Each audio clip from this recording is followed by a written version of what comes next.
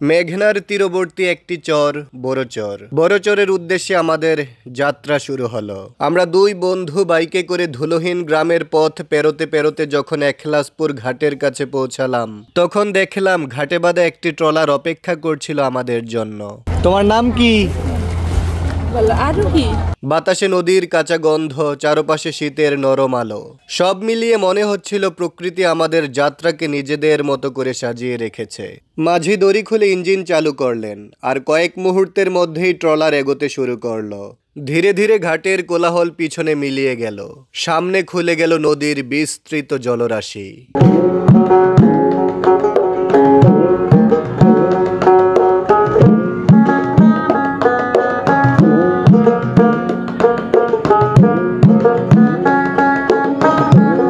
নদীর মনোরম ঢেউ আর কাঁচা হাওয়ার ছোঁয়া অনুভব করতে করতে আমরা অচিরেই বড়চরে পৌঁছালাম। চরের সবুজ ঘাস, শান্ত ঘাট আর প্রাকৃতিক দৃশ্য যেন আমাদের অভ্যর্থনা জানাচ্ছিল।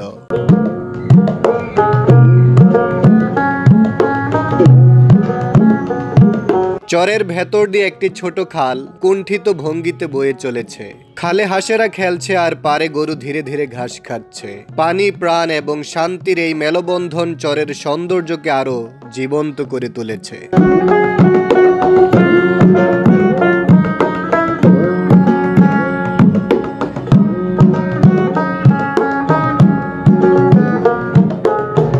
খালের ওই পারে মামারা ব্যস্তভাবে আলুর বীজ রোপণ করছেন।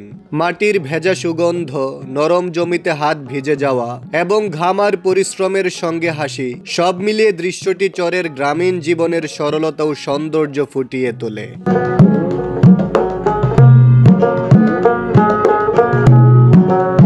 চরের বিস্তৃত সবুজ মাঠ যেন জীবনের রং পূরণে ভরে উঠেছে।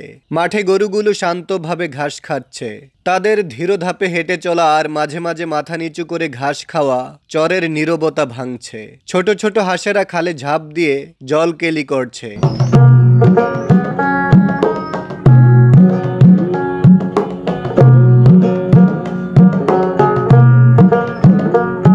এই চরে দুটি প্রাথমিক বিদ্যালয়, একটি উচ্চ বিদ্যালয়, একটি কমিউনিটি ক্লিনিক এবং একটি ঘূর্ণিঝড় আশ্রয় কেন্দ্র রয়েছে।